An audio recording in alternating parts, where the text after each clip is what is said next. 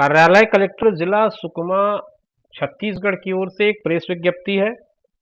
और ये प्रेस विज्ञप्ति काम की है उन लोगों के लिए जिन्होंने वरिष्ठ कनिष्ठ कर्मचारी चयन बोर्ड बस्तर संभाग के सुकमा जिले के लिए ग्रेड 4 में आवेदन किया था।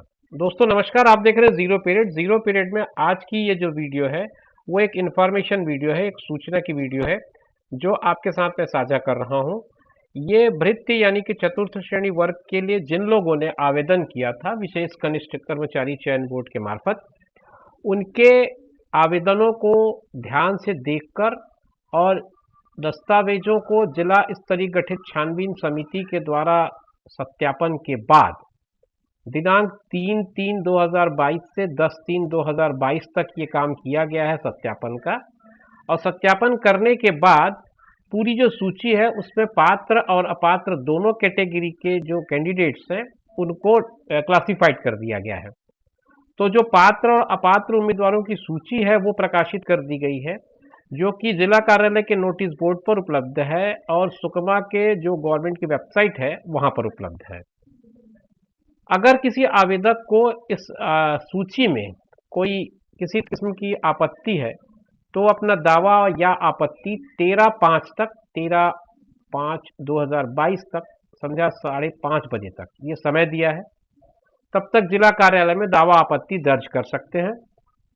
अंतिम तिथि के पश्चात यानी कि 13/5 के बाद किसी भी प्रकार की कोई दावा आपत्ति स्वीकार नहीं की जाएगी।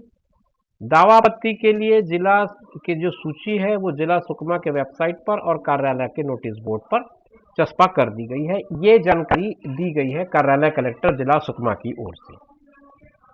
तो दोस्तों एक बार फिर से मैं आपको मूल बात बता दूं, आपने आवेदन किया था ग्रेड 4 के लिए, भृत्य के लिए। अगर इस आवेदन पत्र को आपने भेजा था तो उसको 3 तारीख से लेकर के 10 तारीख तक मार्च के महीने में वेरिफिकेशन किया गया, उसका जांच किया गया। जिला स्तरीय गठित छानबीन समिति ने उसको पूरी तरह से चेक किया है और उसके बाद उसमें क्वालिफाइड और डिसक्वालिफाइड यानी कि पात्र और अपात्र दोनों तरह के क्राइटेरिया को उन्होंने चिन्हित किया है और चिन्हित करके एक सूची का प्रकाशन किया है। सूची इन 2 जगहों पर उपलब्ध है।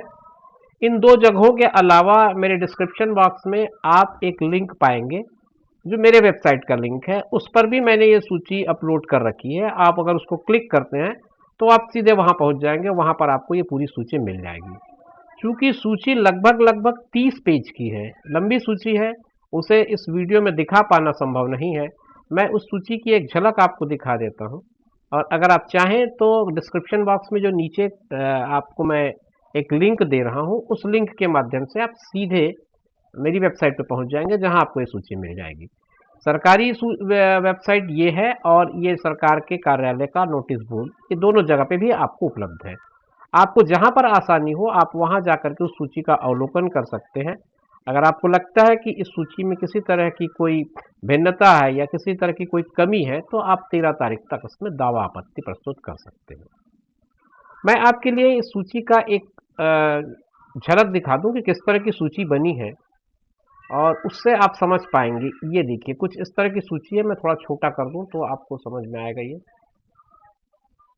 ये इस तरह की सूची है जिसमें, एक मिनट, सुकमा जिला द्वारा विज्ञापित भृत्य के सामान्य पदों पर उपरांत सत्यापन उपरांत पात्र अपात्र की सूची। ये एक कॉलम है पात्र या अपात्र का और ये आपके टोटल मार्क्स है। टोटल मार्क्स के बेसिस पे एक मेरिट बनाई गई है। अपात्र अगर है तो अपात्र होने का कारण बताया गया है और उसके पीछे रिमार्क लिखा गया है। आपको मार्क्स जैसे शिव कुमार है, शिव कुमार का फादर्स नेम सुंदर है, उनका डेट ऑफ बर्थ दिया गया, उनका जेंडर दिया गया है, उनकी कैटेगरी जनरल दी गई है और वर्क एक्सपीरियंस यस लिखा गया। कितने साल का एक्सपीरियंस है तो 5 साल का इनको एक्सपीरियंस है और इनको 10 नंबर बोनस के मिले हैं और उसके बाद इनका टोटल जो वेटेज है वो 91 मार्क्स का हो गया है। तो इस तरह से ये सूची बनाई गई है। आप इस सूची का इसी तरह से स्टडी कर लीजिए। आपको मैं थोड़ा सा और आगे बढ़ा दूं तो ये इस तरह का सूची है।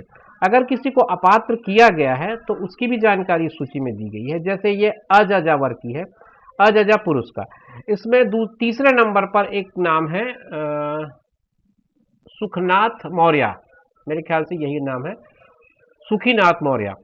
और इससे अपात्र बताया गया है। अपात्र होने का कारण बताया गया कि सुकमा जिले का स्थानीय निवासी नहीं है। जैसा कि आपको याद होगा, जब ये विज्ञापन आया था और आप लोगों में से बहुत सारे लोगों ने पूछा था कि मैं उस जिले का नहीं हूं तो क्या मैं आवेदन कर दूं, तो मैंने आपको सलाह दिया था कि अगर आप वहां के स्थानीय निवासी नहीं हैं तो बाद में दस्तावेज सत्यापन के समय आपको परेशानी होगी। और वही बात हुआ है, जिन लोगों ने आवेदन किया है अगर वो उस जिले के निवासी नहीं है तो उनको अपात्र घोषित कर दिया गया। ऐसे और कुछ और नाम है।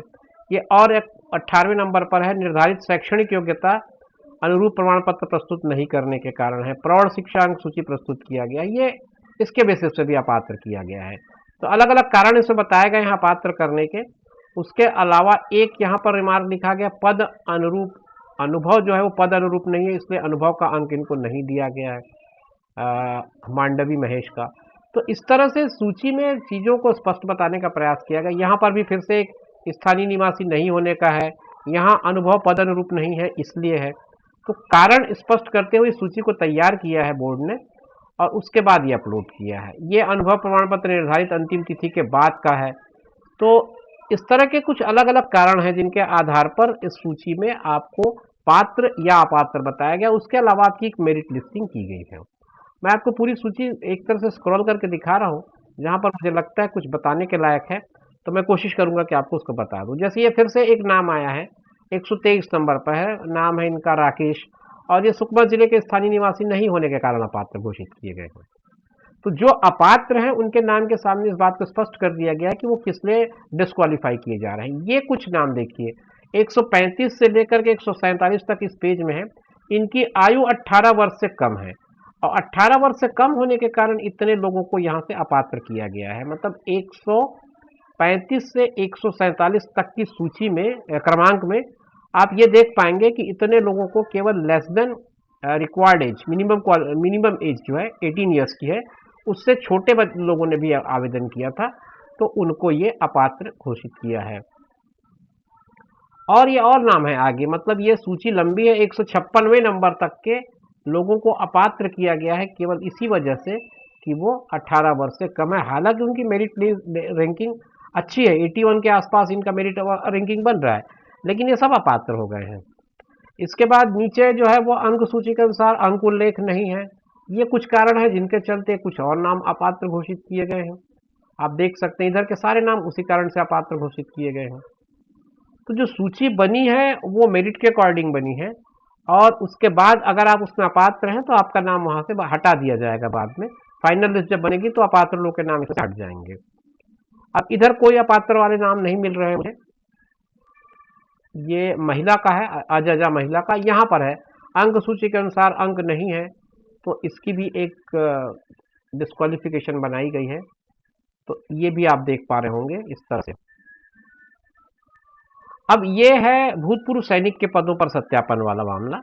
इसमें भी 4 नाम है, चारों को अपात्र घोषित किया है। चारों को अपात्र घोषित करने का कारण है कि भूतपूर्व सैनिक का प्रमाण पत्र प्रस्तुत नहीं किया गया चारों के द्वारा। ये 4 लोग हैं, कैटेगरी तो इन्होंने भरी है एक्स सर्विसमैन की, बट ये चारों जो सज्जन हैं इन लोगों ने अपना भूतपूर्व सैनिक होने का प्रमाण पत्र जारी सबमिट नहीं किया है। तो ऐसे कुछ कारण हैं जिनके चलते कुछ लोग अपात्र घोषित किए गए हैं। ये फिर से एक 18 साल से कम वाला मामला, ये सुकमा जिले का स्थानीय निवासी नहीं होने का मामला है। अब महिला पदों पर ये 2 नाम है, दोनों के नाम सत्यापित हैं, कोई दिक्कत नहीं है इसमें। एक और नाम आता है, ये सूची है आपके ओबीसी पुरुष का। ओबीसी पुरुष में सुकमा जिले के स्थानीय निवासी नहीं होने के कारण तिलक चंद का नाम इन्होंने अपात्र में रखा है। और भी कुछ नाम इस तरह से हैं, आप देख लीजिए सक्षम अधिकारी द्वारा जारी जाति प्रमाण पत्र प्रस्तुत नहीं हुआ है, इसलिए अपात्र है। तो अपात्र होने के अलग अलग कारण हैं, ऐसा नहीं किसी एक कारण से ही आपको अपात्र घोषित किया गया है। तो आप इस पूरी सूची को जब आप अवलोकन करेंगे तो चीजें समझ में आ जाएंगी। ये विकलांगता श्रेणी की अर्हता पूर्ण नहीं हुई है, तो ये 3 लोग के नाम इसीलिए काट दिए गए, मतलब अपात्र घोषित कर दिए गए हैं। तो ये 23 पेज तक की सूची मैंने दिखा दी है। अब कुछ लोगों को एक और अनुपस्थित या अपात्र अभ्यर्थियों की अलग से सूची जारी की है। ये काफी लोग हैं जो अनुपस्थित थे, इनकी मेरिट लिस्टिंग ही नहीं की गई है क्योंकि ये अनुपस्थित रहे हैं। तो ये सूची भी इसके साथ लगी हुई है, आप इस सूची का भी अवलोकन कर सकते हैं। ये काफी लंबी लिस्ट है ये भी, ये इस तरह से। तो दोस्तों आज की इस वीडियो में मैंने पूरा विस्तार से आपको समझाया किस तरह से सुकमा जिले ने ग्रेड 4 यानी कि भृत्य के वर्ग के लिए जो आवेदन आए थे उनको छानबीन के बाद पात्र और अपात्र लोगों की सूची जारी की है। उम्मीद करता हूँ ये वीडियो आपको आपके काम का रहा होगा, और नए वीडियो में नई जानकारियों के लिए आप चैनल पर बने रहिए। मिलेंगे नए जानकारी के साथ आपसे अगली वीडियो में, तब हम बात करेंगे किसी नए टॉपिक पर। मुझे दीजिए इजाज़त, अपना ख्याल रखिए और उनका ख्याल रखिए जो आपका ख्याल रखते हैं। धन्यवाद।